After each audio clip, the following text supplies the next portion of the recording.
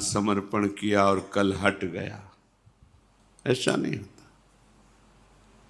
ऐसी चाह को चाह नहीं कहते कि आज तुम्हें चाहा कल तुम्हें चाहा, अनुकूलता नहीं मिली तो परसों फिर और का वर्ण कर लिया।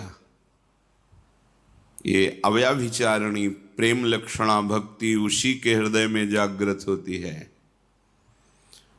श्री गुरुदेव के द्वारा दिया हुआ आधार नाम रूप उसे पकड़ लिया, अब नहीं छोड़ना। गुरुदेव आज्ञा करें तो भी नहीं छोड़ना।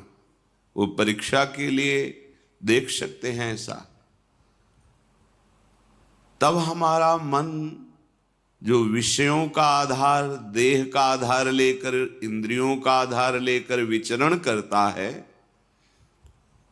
वो आराध्य देव के चरणों का आधार पाकर विश्राम प्राप्त कर लेता है। मन विश्राम को प्राप्त हो गया।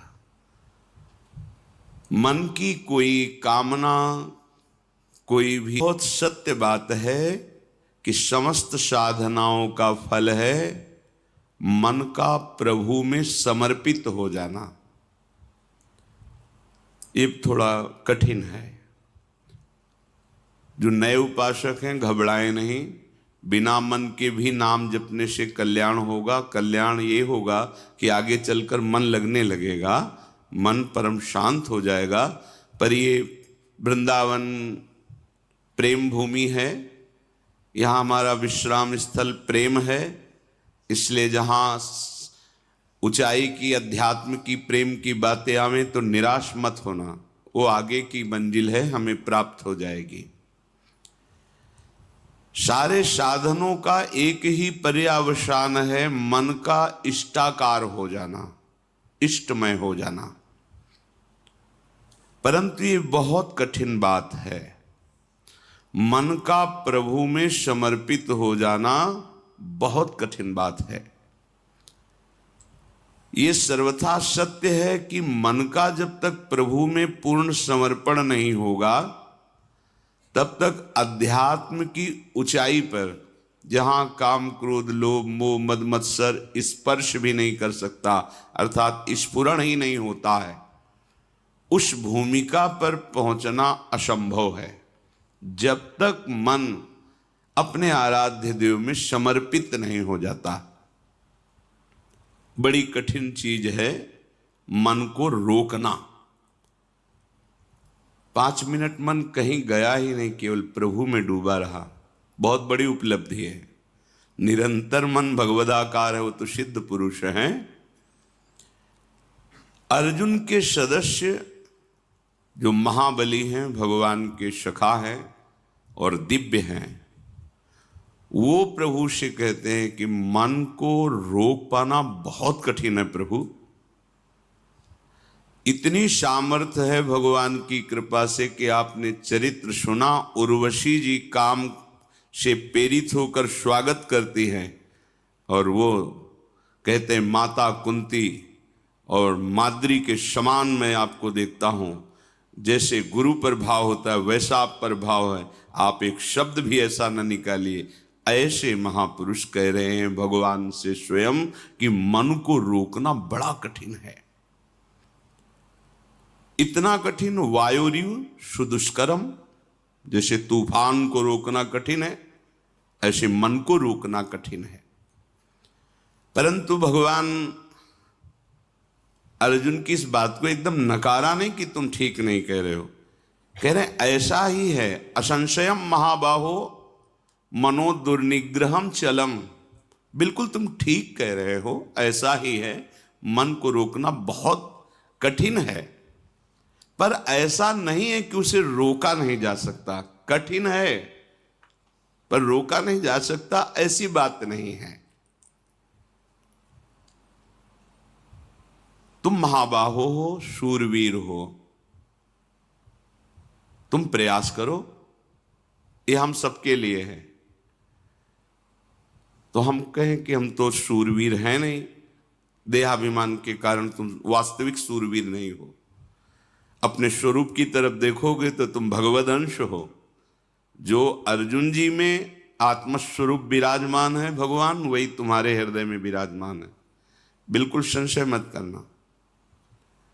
हम जितना शरीर और संसार से प्रीता करते जाते हैं, वैसे ही हम दिव्य शक्ति से रहित होते जाते हैं। और जितना हम इसका त्याग करके प्रभु में अनुराग, उतने हमारे अंदर दिव्यता आती जाती है। मन जो ये है, इसका निग्रह करना बड़ा कठिन। निग्रह माने रोकना, हटाना, जिन विषयों में जाता है उससे हटाना। परंतु ये वश में हो जाता है। अभ्यासेन तु कौन्तेय वैराग्येण च गृह्यते। अभ्यास और वैराग्य दो के द्वारा इस मन को वश में करने का उपाय श्री भगवान ने बताया। मन को जबरदस्ती खींचना बहुत कठिन बात है, और प्यार से खींचना थोड़ा सरल है।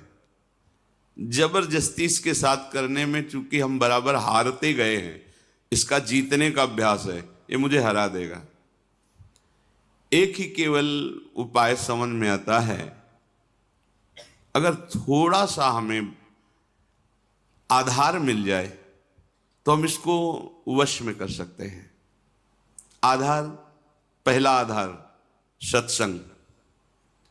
क्योंकि जैसे हमें प्यास बढ़ती है, फिर हमें कोई दूसरी वस्तु अच्छी नहीं लगती। जल में मन लगाना नहीं पड़ता। देखिए, जब प्यास लगे तो आपको अधोटा दूध पिलाया जाए कि जल से बहुत ही कीमती है, आपको बिल्कुल नहीं, आपके मन को रुचेगा नहीं। अच्छा, जल का हम चिंतन करें, जल का हम ध्यान करें, ऐसा भी नहीं। बिल्कुल जलमय होगा मन, बस पानी चाहिए। क्यों? क्योंकि प्यास लग गई है। पहला आधार है सत्संग। हम देखते हैं कि जो एकांतिक हैं पर सत्संग नहीं सुनते, बहुत से ऐसे दोष हैं जो उनको अध्यात्म में आगे नहीं बढ़ने देते। देखा है, बहुत से ऐसी जिनको समझ नहीं पा रहे, उनकी वो कमियां हैं जो उनको अध्यात्म की ऊंचाई पर नहीं चढ़ने दे रही, और वो अहम के कारण सत्संग का सेवन नहीं करते। मैं सब जानता हूं, और इसी अहम में वो कमी बैठी हुई है जो तुम्हें भगवत साक्षात्कार नहीं होने देगी। देखो, भगवान शंकर को कुछ जानना नहीं है, लेकिन प्रसंग पे पाया गया कि काकभूषुंड जी जब भगवत चर्चा सत्संग करते हैं तो भगवान शंकर हंस रूप में वहां जाके सुनते हैं। क्योंकि शिव रूप में जाएंगे तो फिर उनको खड़े होकर के आदर करेंगे, पास बैठा लेंगे, फिर बोलेंगे नहीं, क्योंकि आदि महादेव विराजमान है उनके सामने कैसे, तो वो हंस रूप में जाए। कहीं भी भगवत चर्चा हो हरि की, तो भगवान के परम प्रेमी महान भक्त जो अव्यक्त रूप से वो सुनते हैं। कहीं भी भगवत चर्चा हो, हनुमान जी जैसे परम ज्ञानी बैठकर सुनते हैं चुपचाप, गुप्त रूप में आकर के, ऐसे कि जैसे हम जान ही न पावें, ऐसे बैठ के सुनते हैं। सबसे पहला मन को रोकने का आधार है सत्संग। सत्संग क्या करता है? प्यास जगाता है प्रभु की। हमें क्यों आवश्यकता है भजन की? हम क्यों भगवत प्राप्ति करें? क्या जरूरत है? हमें जरूरत है भोजन की, रुपया पैसा की, भोग सामग्री की, पद प्रतिष्ठा की, वाहवाही की। ये असत्संग की बातें सत्संग में पूर्णतया धीरे धीरे अंदर की जो मन में बैठी हुई वो नष्ट हो जाती है, और निश्चय होने लगता है कि भगवत प्राप्ति और भजन ही यही जीवन है। पहला आधार सत्संग है, जो हमें प्रभु की प्यास जगाता है। बिना आधार के मन टिकता नहीं है। जब हमें सत्संग रूपी आधार मिलता है, तब भक्तों से प्रियता जागृत होती है। कई जैसे उपासकों ने बाहर के प्रश्न किया कि हम श्री जी को नहीं जानते, क्या संप्रदाय है, क्या उपासना, हम तो बस आप और आपकी बात को मानते हैं। हमारे सामने आप हैं और आपकी बात है। बात बन गई क्योंकि आपने आधार ले लिया ना। और भगवान को बहुत प्रसन्नता होती दास दासोहम वृत्ति से। हरिदासों के प्रति दासत्व का भाव रख लिया जाए, बहुत जल्दी। इसके बहुत सी छंदों में सेवक जी ने राधा वल्लभ भजत भज भली भली सब होए, ऐसा वर्णन किया है। दूसरा आधार प्राप्त होता है भक्त प्रियता।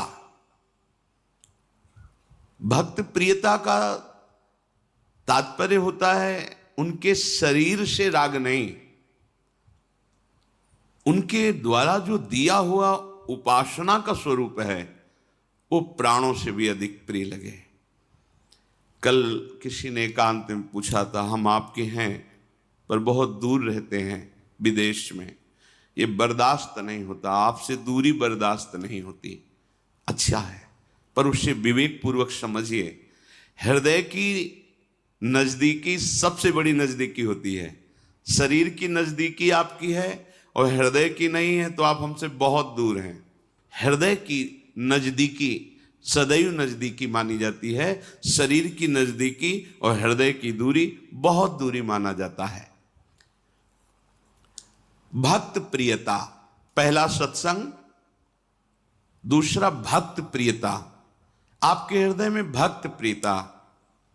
एक बार वल्लभलाल जी के चरणों की उपासना का भाव प्रकट करते, उन्होंने कुछ ऐसे नाम मात्र की भेंट दी, चरणों में रोए। तो एक शिष्य थे जो बहुत धनी मानी थे, तो उन्होंने एकांत में 1 लाख स्वर्ण मुद्राएं रखी और कहा, महाराज जी मुझे अच्छा नहीं लगता कि आप ऐसों के घर में जाएं, ये मुद्राएं रखिए, जब जितना आदेश करेंगे भेजते रहेंगे, ये हमारे गुरुदेव वैसे नहीं। उनका तो तुम समझते हो हम धन लेने के लिए इनके घर आए, उठाओ, आज के बाद कभी सामने मत आना, हम भाव ग्रहण करने आते हैं, धन उठाओ, हमारे पास राधा वल्लभ लाल रूपी धन, हटाओ इसको, कभी सामने मत आना हमारे। क्या उन्होंने गलत कहा था? वो धनी थे, उनको था कि शायद ऐसा नहीं, गलत सोच अंदर की है। गुरुदेव आपकी वस्तु है, आप कृपा करके स्वीकार कीजिए, ये तो चलता है, लेकिन आप उसके यहां नहीं जाइए। और ये तो दासता हो गई ना, तुम स्वामी हो गए ना आज्ञा करने वाले, धन के बल से ये अभिमान झलका ना, निकलो यहां से, तुरंत निकलो। बड़ा सूक्ष्म है भगवत मार्ग। नाहरमल जी महाराज देखा कि अपने पीताम्बर में सूखी लकड़ियां आचार्य चरण स्वयं बीन करके वृंदावन की लताओं से प्यारी जू के लिए रसोई अमनिया करते हैं।